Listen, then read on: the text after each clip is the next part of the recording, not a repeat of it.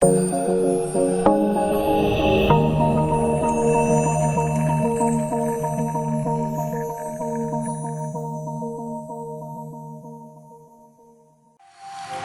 siang, kita bertemu lagi di pertemuan 5.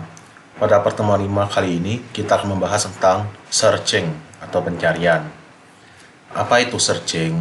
Bisa diartikan sebagai dia menemukan data atau nilai tertentu di sekumpulan data yang tipenya sama. Misalkan integer semua, char semua, string semua. Apa sih pencarian ini gunanya? Dia untuk nyocokin data. Bisa juga diartikan sebagai mencari data dengan menelusurinya. Tempat pencarian data itu bisa dalam array, berupa array dalam memori, atau internal, atau juga pada media penyimpanan eksternal. Ada dua metode. Yang pertama, pencarian beruntun. Dia nyari dari ujung kiri ke ujung kanan, atau ujung kanan ke ujung kiri. Data yang ada. Bisa terurut ataupun tidak terurut. Kemudian biner, pencarian biner atau bagi dua, dia itu nyari data yang harus terurut dulu. Hanya dua itu yang kita bahas di pertemuan ini, karena kita akan fokus pada algoritma yang lain. Ini sekedar pengenalan aja. Pertama-tama kita belajar tentang pencarian beruntun atau sequential search. Dikenal juga sebagai pencarian linear atau linear search. Dia ngebandingin setiap elemennya satu persatu secara berurutan, dari yang pertama sampai akhir atau dari akhir sampai pertama. Ada dua macam. Dia array yang sudah terurut, ada yang belum terurut. Terurut ini misalkan dari A sampai Z, Z sampai A. Yang belum terurut ini misalkan A, B, E, D, C, itu nggak urut. Cara kerja algoritma ini seperti ini. Dia secara berurutan, dia meriksa setiap elemen list sampai ditemukan sesuai dengan nilai target. Jika algoritma ini nyampai akhir list, maksudnya di ujung elemen array, pencarian itu dikatakan berakhir dan gagal, terminate dan unsuccessfully. Langkah-langkahnya, misalkan ada array atau list L sebanyak n elemen, nilainya L0, artinya indeks 0 pada L sampai dengan N kurang 1 L. Target kita adalah T. Ini langkah-langkahnya. Kita bikin dulu I jadi 0, artinya kita mulai pencariannya dari indeks 0. Kemudian, apabila indeks ini adalah target, maka pencarian itu dikatakan sukses dan kembalikan nilai I, misalkan ditemukan pada indeks ke 0. Kemudian naikkan I-nya dengan 1. Apabila I-nya kurang dari N, artinya dia belum indeks terakhir, maka kita kembali ke langkah 2, langkah yang mencari-incari itu. Jika tidak, pencarian berakhir dengan gagal. Misalkan sampai ujung elemen belum ditemukan juga, dikatakan gagal. Ini codingnya. Kita bikin array A berisikan 12, 24, 13, 25, 10, 16, 21, 17, 15, 18 dengan bilangan counternya 0 dan flag ketemu nilainya false. Kemudian kita cetak dulu angkanya. Angka yang dicari diinput oleh pengguna dengan cin bill. Ini sequential search kita yang ini. Misalkan kayak tadi 0 sampai kurang dari 10. Counter kita tadi berapa? Counter kita tadi adalah 0. Jadi counter 0, dia jadi 1. Jika AI adalah berapa AI? Ini AI kita 0, 1, 2, 3, 4, 5, 6, 7, 8, 9. Tuh, AI kita 12. Sama nggak dengan target kita? Dengan bill. Bill kita berapa? Bill itu sesuai dengan ini yang kita cari. Misalkan kita cari 25. Sama nggak dengan 25? Ini. Tidak. Karena tidak, maka lanjut ke berikutnya. Indeksnya menjadi 1 dan counternya jadi 2. Sama nggak dengan 25? Tidak. Sama nggak dengan 25? Tidak. Sama nggak dengan 25? Sama. Berarti kalau sama, 25 sama dengan 25, angka yang dicari 25 berada di indeks ke I, adalah indeks ke 3. Berarti ketemunya true, berubah di true dan break. Counternya berapa? 4 misalkan. Jika not ketemu, temunya bernilai false, maka dikabelkan angka yang dicari tidak temukan. Kemudian cout pencarian terjadi titik-titik kali. Counternya tergantung tadi. Counternya tadi kayaknya sampai 4 deh. Tambah 1. Kita lihat 4 kali. Seandainya tidak ditemukan, ini sama dengan 69? Enggak.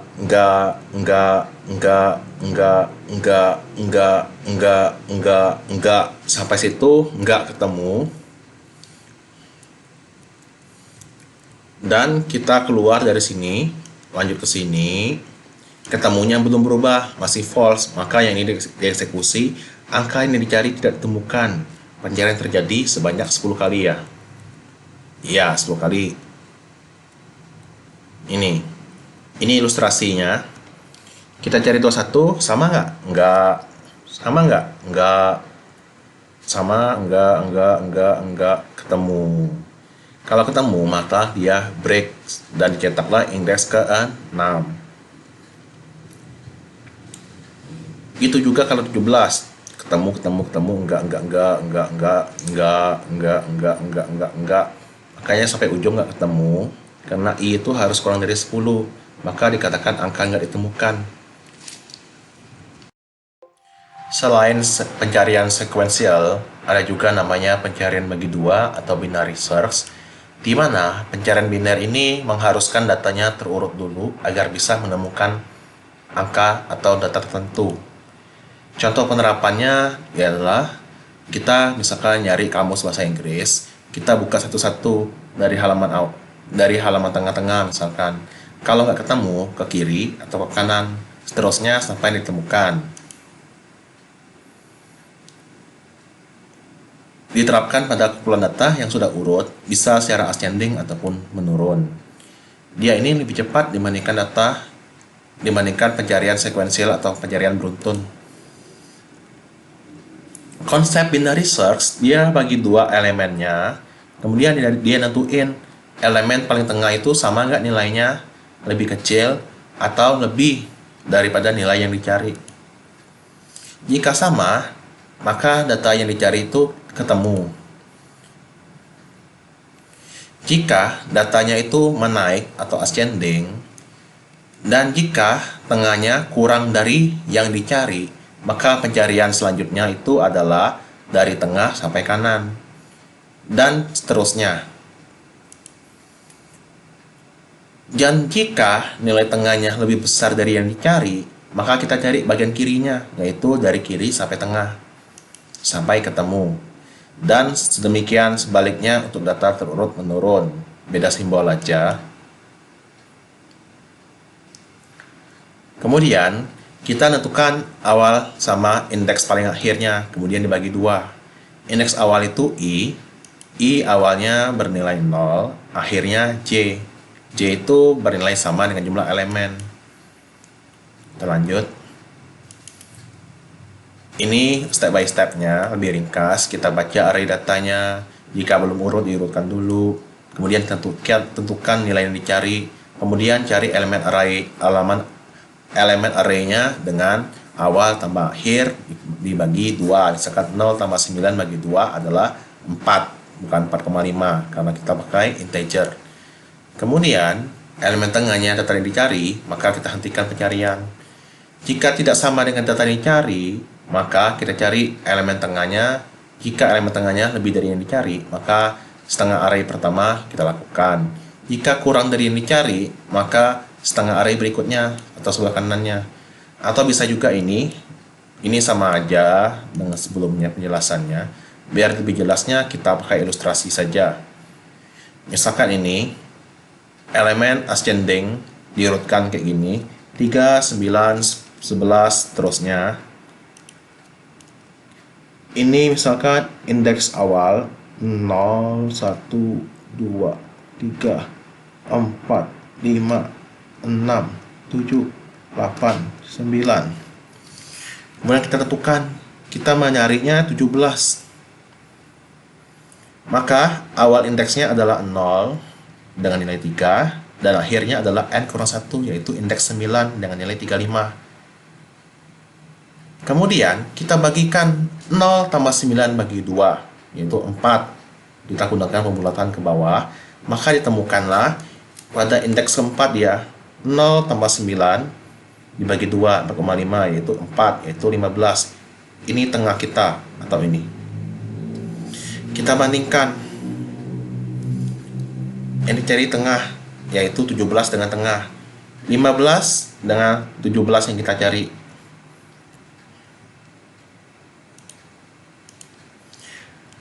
Karena yang kita cari lebih besar daripada tengah kita, maka kita lanjutkan dengan awalnya adalah tengah tambah 1. Tengah indeks 4 ditambah 1. Ini awal kita yang baru adalah 17.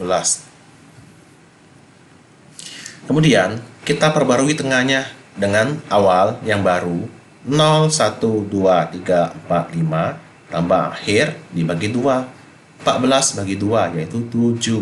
Berarti tengah kita sekarang adalah 23. 23 ini lebih besar nggak atau lebih kecil daripada yang kita cari?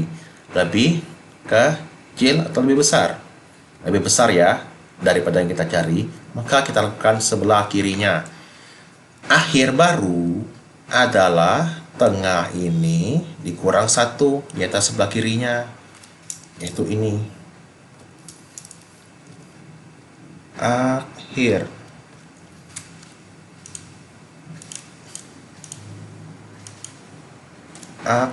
di sini. Di sini akhirnya.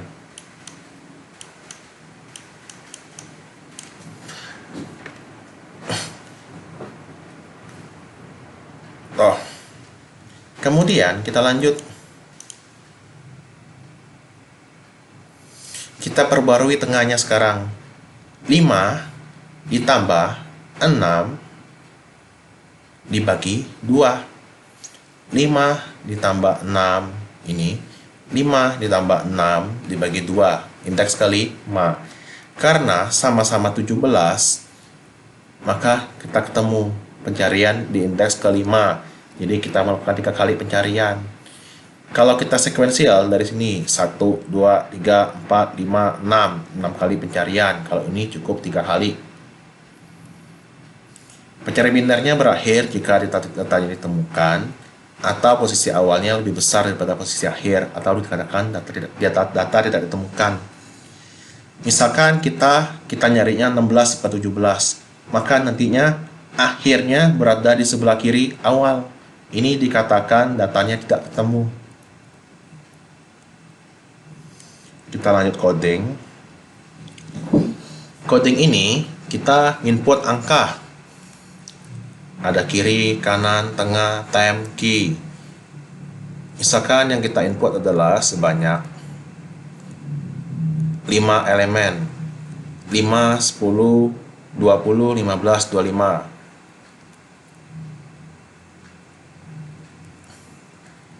5 elemen. Angka adalah 5 elemen.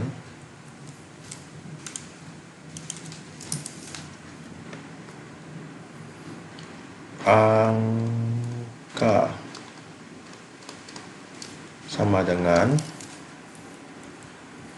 5, 10, 20, 5, 10, 20, 15, 25.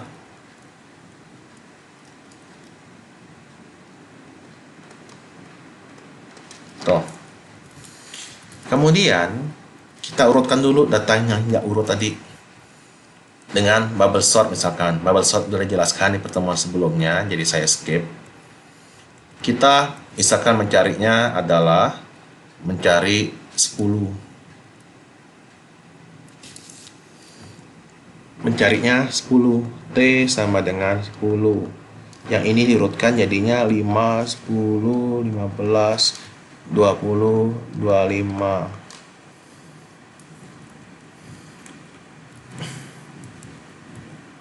Kirinya kita jadikan 0 dulu, kanan sama dengan N-1. Kiri sama dengan 0,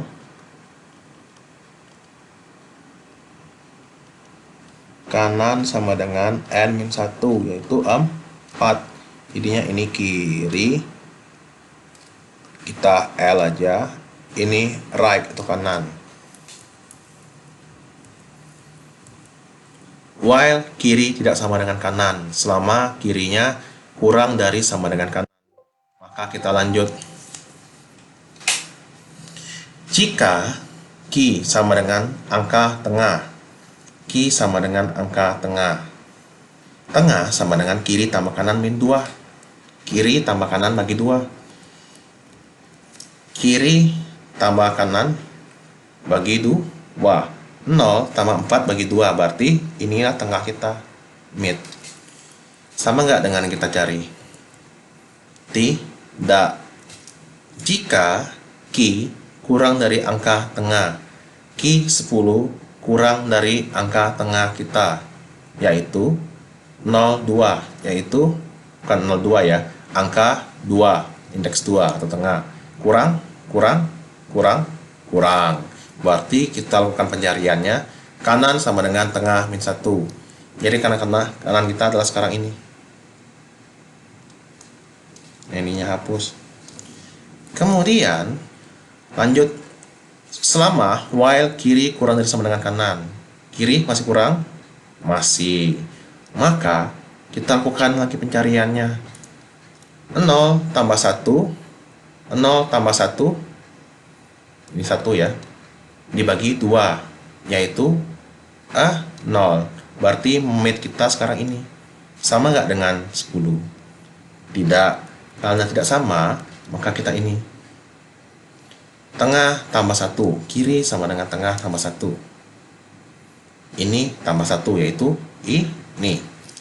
Sekarang sama-sama kiri sama dengan kanan, berarti masih lanjut.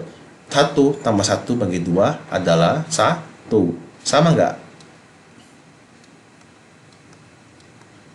Sama nggak sekarang? Sama. Maka karena sama, ketemu sama dengan true dan break. Artinya dari sini kita loncat ke sini. If ketemu sama dengan true, angka ditemukan di indeks ke 1 dan pencariannya terjadi sebanyak counter. Tuh, sebanyak 3 kali ditemukan di 1. Ini kasusnya jika tidak ditemukan. Jika itu sampai nggak ketemu, ditemukan descending 25, 20, 15, 10, 5.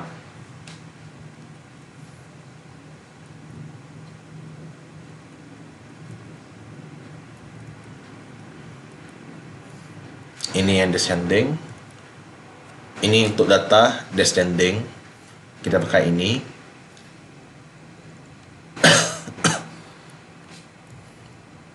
Dibalik aja simbolnya. Itu aja untuk binary search. Kita lanjut. Kita membahas tentang kompleksitas algoritma. Apa itu kompleksitas algoritma?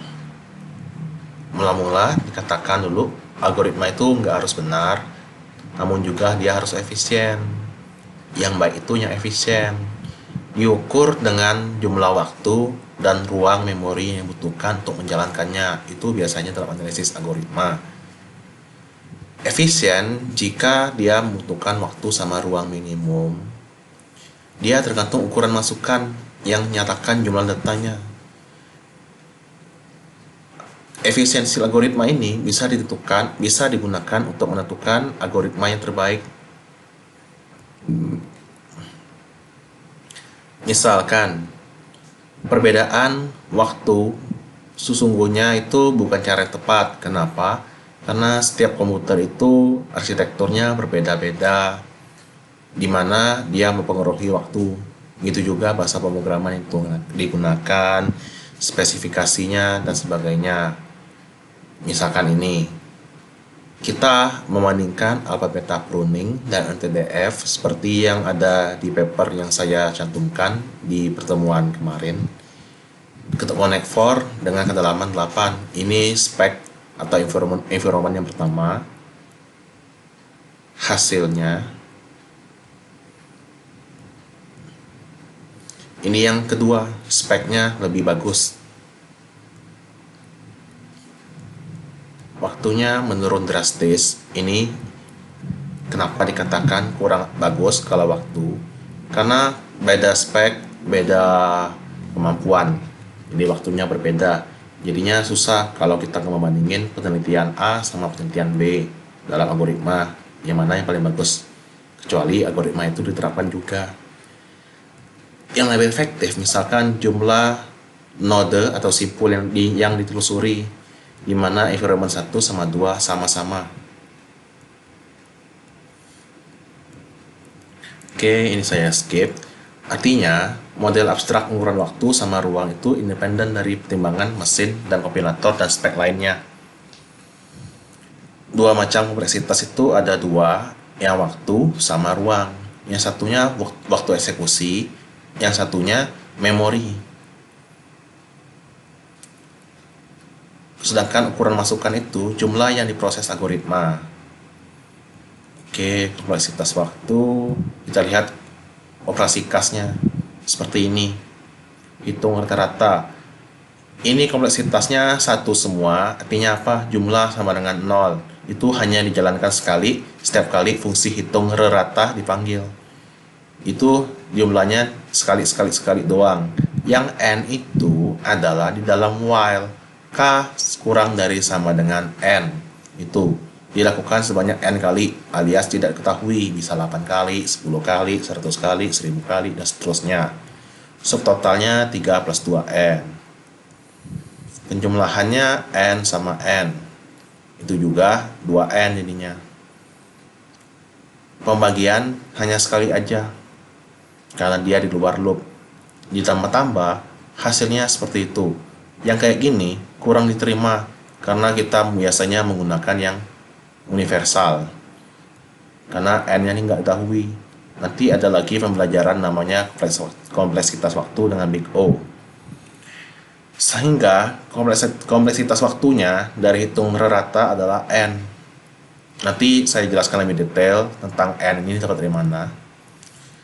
Kompleksitas waktu itu ada 3, terburuk, terbaik, sama rata-rata. Terburuk itu misalkan yang paling kasus terburuk, kasus yang membutuhkan waktu paling lamanya berapa, terbaik paling cepatnya berapa, rata-ratanya berapa. Kayak gini, sequential search. Terbaik jika nilainya ditemukan di indeks pertama, terburuk jika di ujung ditemukannya atau tidak ditemukan, rata-rata kalau berada di tengah-tengah. Kemudian kita bahas tentang library Chrono. Dia digunakan untuk menghitung waktu eksekusi yang pada C++. Dia membutuhkan versi 11 ke atas. Oke, konsep-konsepnya ini durasi, time point, dan sebagainya. Saya bahas yang penting-penting saja. Dia menggunakan std.2.2 Chrono. Ada elemennya duration, clock, time point. Ini pengertian dari duration, count atau period, 42 detik, jadinya 42 detik atau detak. Duration, ada repnya, periodnya, dan count. Ini codingnya. Mula-mula kita bikin millisecond dari mil 1000, lipatan 1000, Kemudian mil dikali 69. Duration dalam period berarti milcon. Milcon berarti 1000 dikali 69. Itulah mil kita adalah 69.000 milidetik.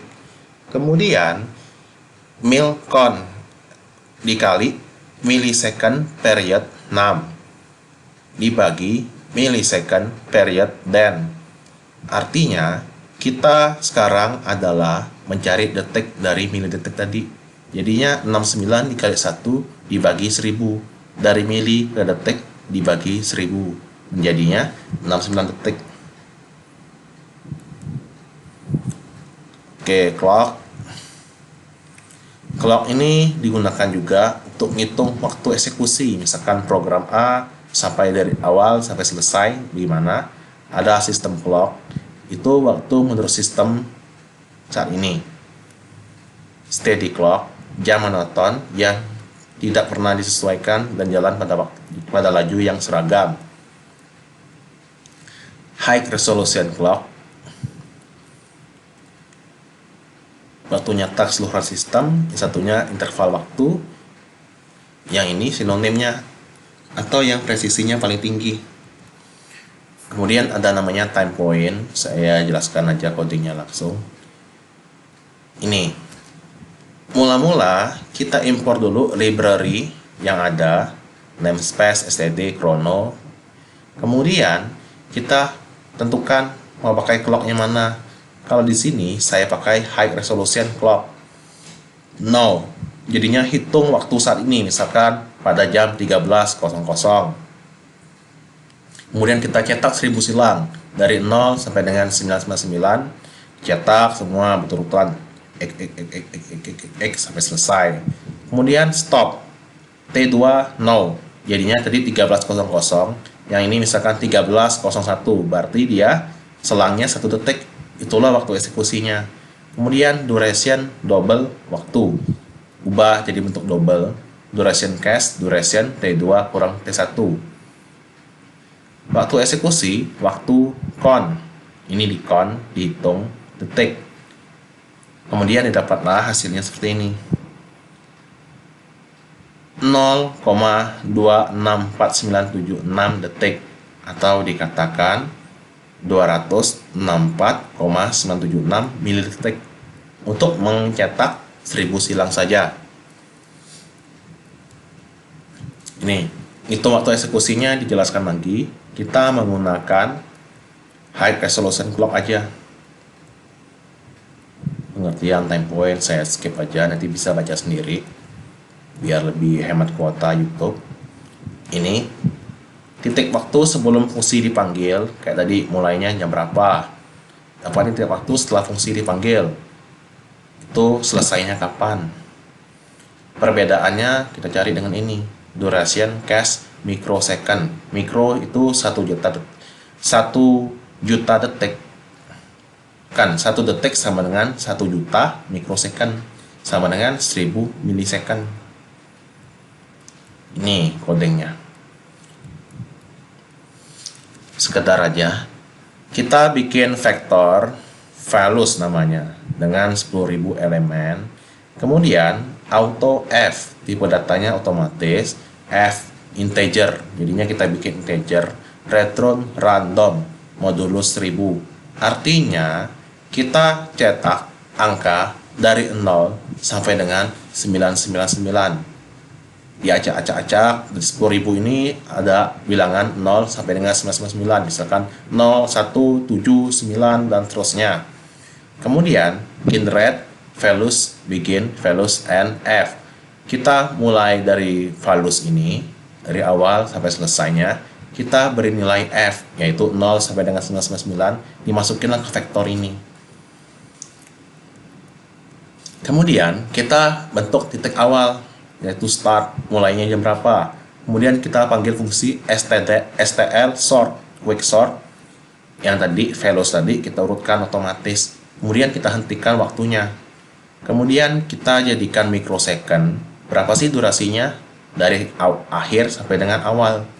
Kemudian kita cetak value size itu sampai dengan elemennya berapa, misalkan 10.000 elemen. jadinya 0 sampai dengan 999. Kemudian waktu ini dibutuhkan adalah mikrodetik. Ini mikrodetik tergantung kebutuhan, mau milisecond jadi milisecond, detik jadi detik, dan seterusnya. Ini hasil eksekusinya. Ini beda-beda ya antar komputer satu sama komputer lain. Makin tinggi speknya makin cepat. Kalau hanya detik bisa jadi hanya tulisannya 0 detik, itulah dituliskan menjadi mikrodetik atau milidetik. Tergantung operasinya, makin kompleks itu makin lama. Kita lanjut, kita akan membahas tentang kompleksitas asimptotik. Kompleksitas asimptotik ini dia kayak menghitung kompleksitas dari algoritma itu, dari dalam hal berapa sih resource yang dibutuhkan dengan satuan tertentu. Ini nih, melihat waktu tempuh algoritma.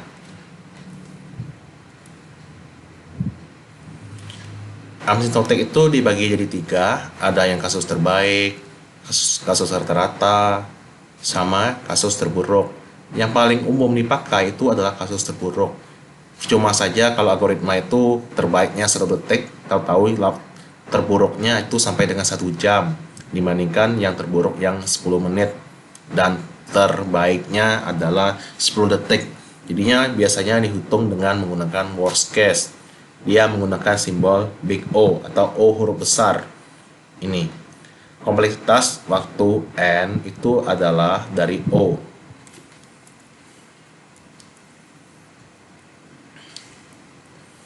Ini dia menggunakan worst case, dapat dieksekusi komputer dengan waktu maksimal sama dengan worst case-nya. Kita bahas notasi big O saja.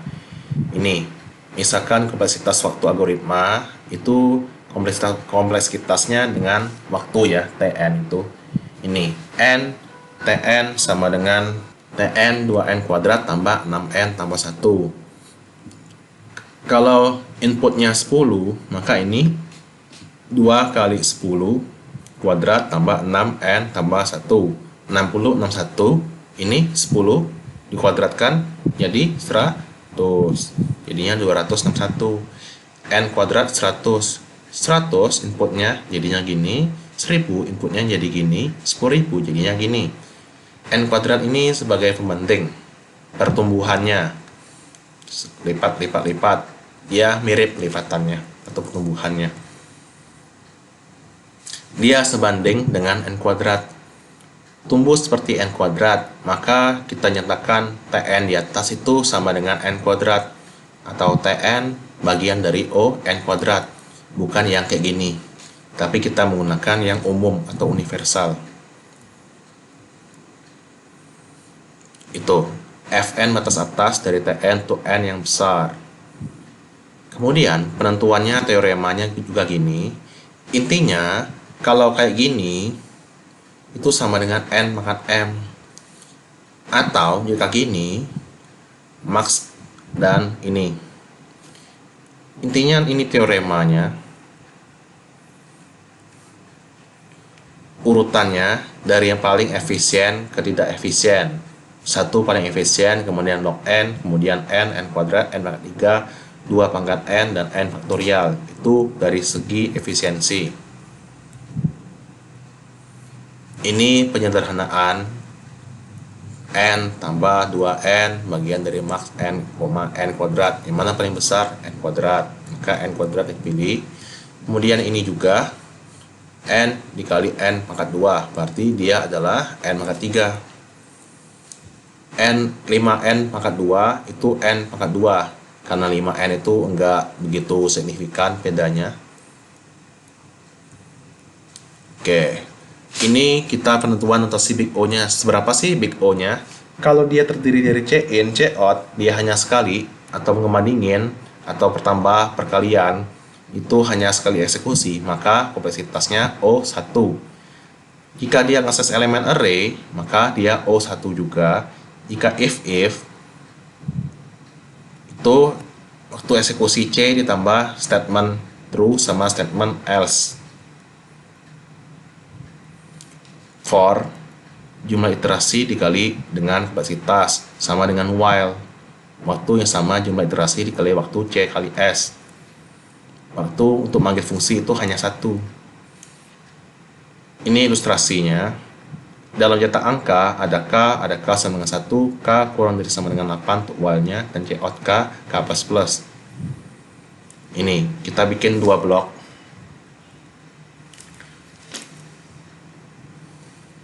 Seperti ini.